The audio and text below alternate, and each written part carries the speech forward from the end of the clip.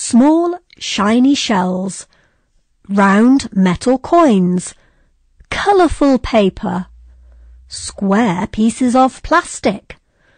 What do these things have in common?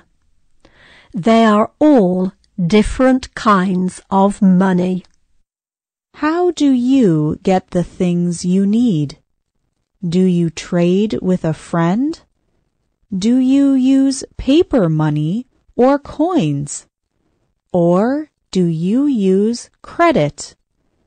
Throughout history, people have used all of these different kinds of money. Today's spotlight is on the history of money.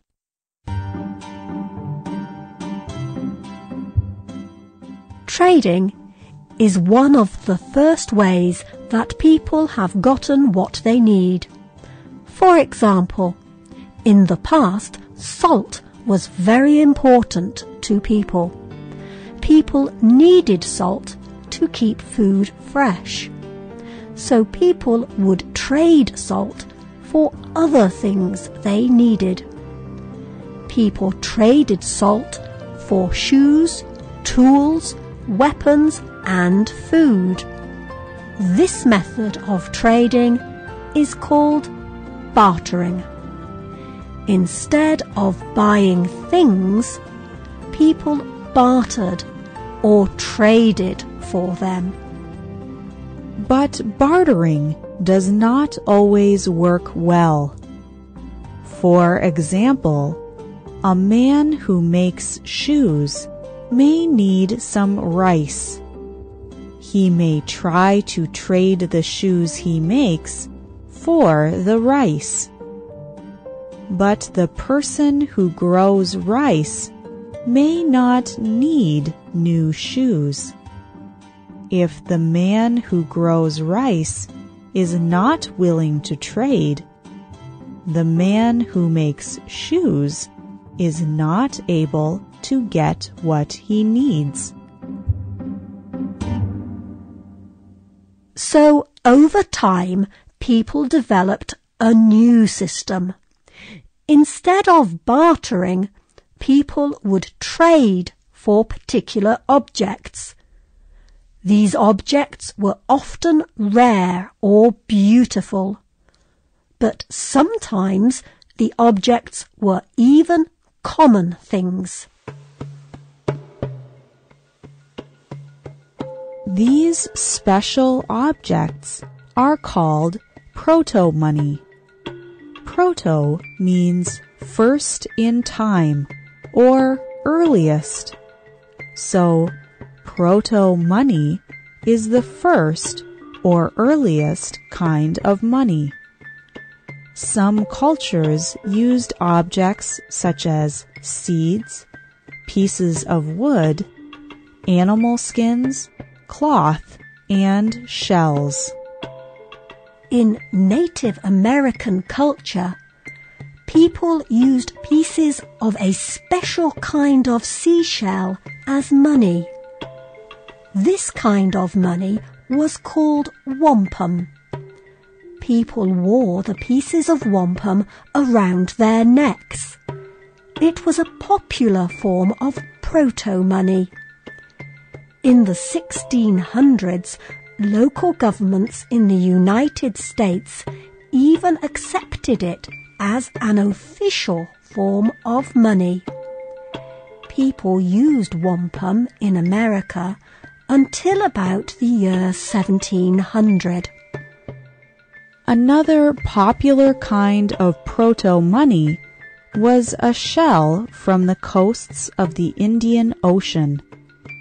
This shell is called a cowrie shell. People have used cowrie shells in many places, from China to Africa.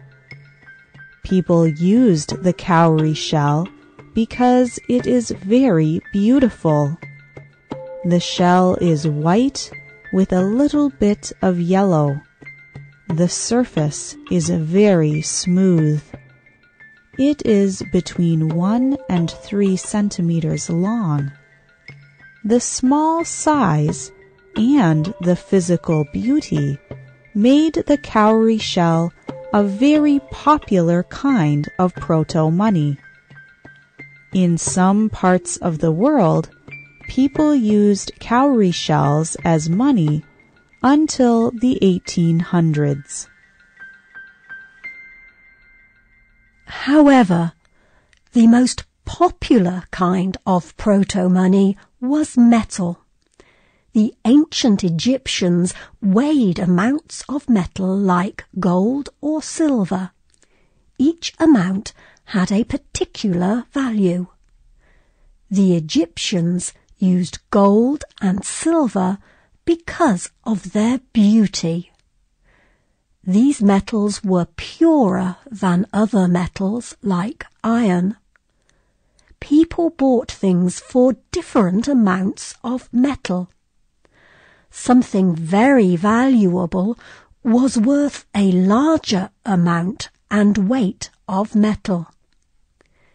Using metal as money led people to create metal coins. People in ancient Turkey made the first metal coins. The coins first appeared almost 3,000 years ago. People used special tools to create pictures on pieces of metal. Each picture identified how much the piece of metal weighed. Each different weight of metal was worth a different amount. Coins spread from Turkey into Africa and Europe.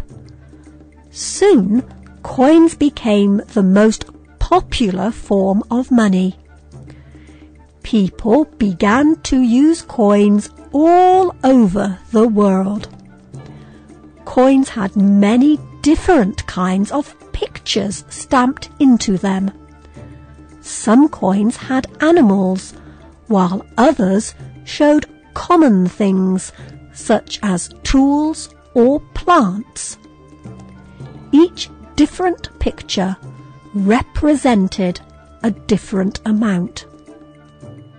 The first person to have his face on a coin was Alexander the Great.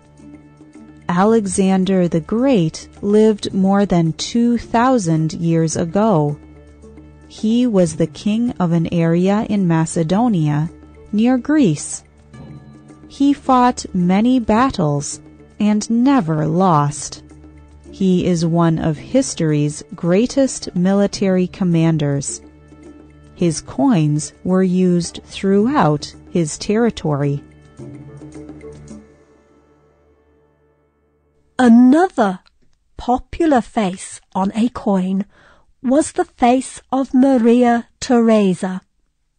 She was the Queen of Austria in 1765. Her coin was so popular that people used it in countries outside of Austria.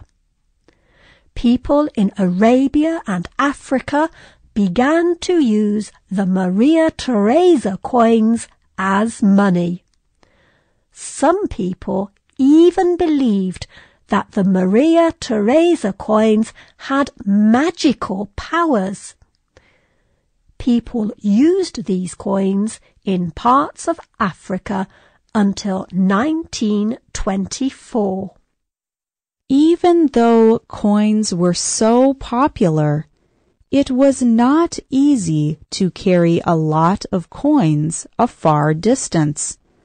They were too heavy. The Chinese were the first to use paper money instead. They started using paper money more than 1,000 years ago. This new paper money was easier to carry for long distances. Hundreds of years later, Europe also began to use paper money. In the beginning, people wrote paper money by hand.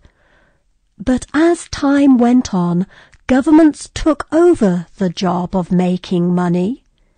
If paper money became damaged or too dirty, a person could trade in their old money for new money.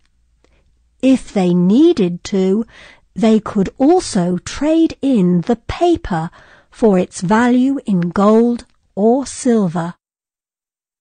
Money has continued to change, even in recent times. In some places, people rarely use money. Instead, they use thin plastic credit cards. Using a credit card, a person borrows money from a bank when he buys something. Then, at the end of the month, he pays the bank. This makes it easy to spend money. Money experts say that it is too easy. When people use paper money or coins, they spend less money. When they use a credit card, people spend more money, even too much money. This leads to debt. The person owes money to the bank. What will money look like in the future? Experts think that soon everything will happen electronically using computers. This digital money will replace physical money. This is already happening. But in most places, people still use beautiful, colourful paper money and shiny metal coins. People from long ago may have never imagined all the different and new ways that people can pay for things today. We have come a long way since the days of bartering. What kind of money do you use?